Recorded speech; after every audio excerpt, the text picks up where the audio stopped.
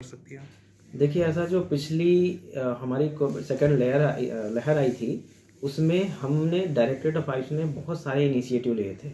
जैसे कि आप जानते हैं, दिल्ली में लोक नायक हॉस्पिटल को हमने जो पूरा से पहले डेडिकेटेड हॉस्पिटल था और 900 पेशेंट थे।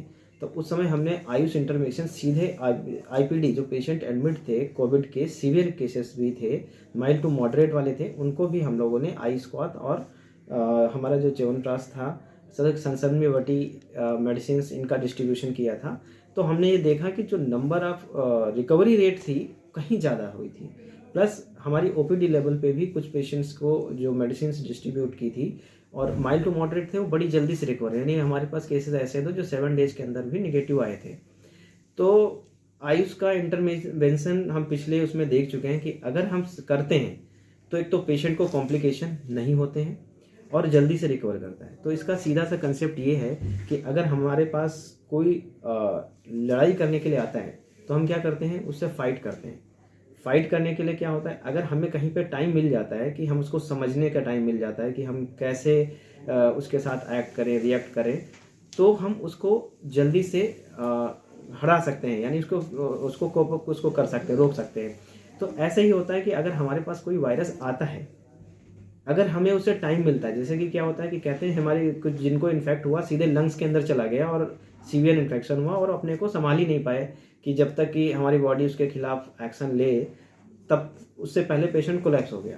तो सबसे सही तरीका यही है कि जैसे अगर आपने मास्क लगा रखा है, वायरल आपके पास इन्फेक्शन आता भी है तो एक तो माइल्ड आएगा, उसके बाद आपकी नेजल कैविटी, ओरल कैविटी में रहेगा। अगर आप proper hygiene, oral hygiene maintain करते हैं तो उसको क्या होगा, अगर हमने 4 से 5 दिन का टाइम कहीं वहीं पे रहा, नीचे नहीं जा पाया, वो प्रोपोगेट नहीं हो पाया, इसके लिए जो हमारे यहाँ गार्गल्स के लिए बताया गया था, अणु तेल हमारी मेडिकेशंस में हम लोगों ने दिया था कि नाक में लगाएं ताकि वहाँ पे प्रोपोगेट, इस पर सारी रिसर्च हो चुकी हैं।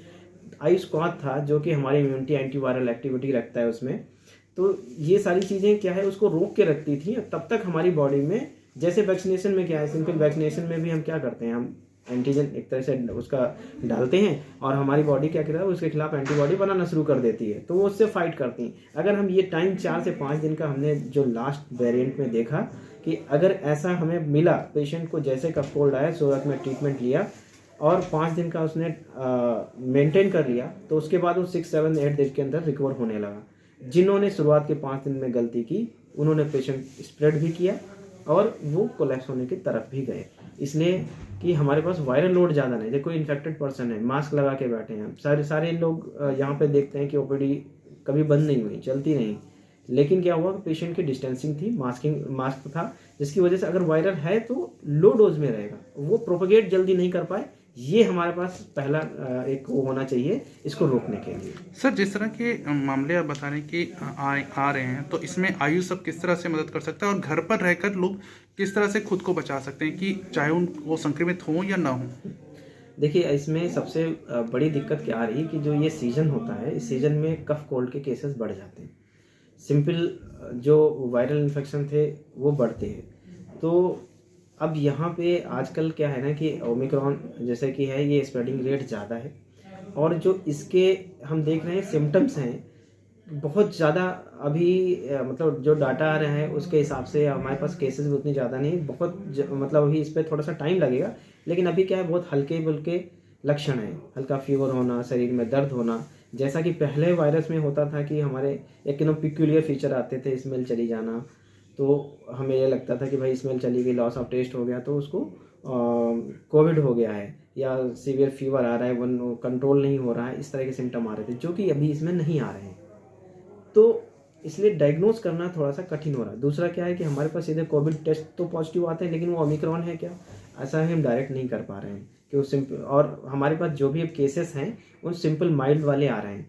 तो ये जो सिम्टम्स हैं, इनको देख करके आप, हमें ये समझना चाहिए अगर किसी को कफ कोल्ड हो गया है तो हरी, मतलब बहुत ज़्यादा इतना नहीं कि बहुत ज़्यादा हरी एंड वरी में हो और डर जाएं, डरने की ज़रूरत नहीं है, इसको अब समझने की ज़रूरत है। इसके साथ ही हम पिछले जब भी हुई थी बातें, तब हमने कहा था अब इसके साथ जीना सीखना है।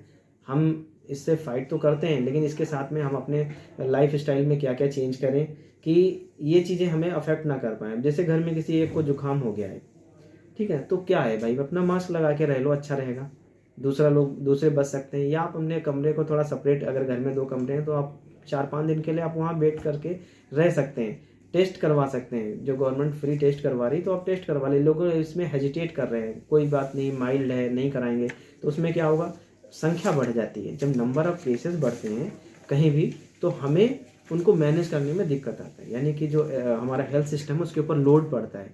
फिर क्या होता है, ये चीज़ें कोलैप्स होने लगती हैं, लोगों को दिक्कतें आती हैं। तो हम सीधा यही कहेंगे कि जो ये ओमिक्रॉन है, इसमें आप क्या करें, अब इसको ट्रेस करें। ट्रेस करने के लिए आप टेस्ट कराते हैं, कोविड का टेस्ट कराएं, नहीं कराते हैं तो कम से कम अपने को आइसोलेट कर लें, अपने घर में दूसरे लोगों को बचा लें। जिस दिन से आप ये कर लेंगे, ये यहीं पे ख़त्म हो जाएगा।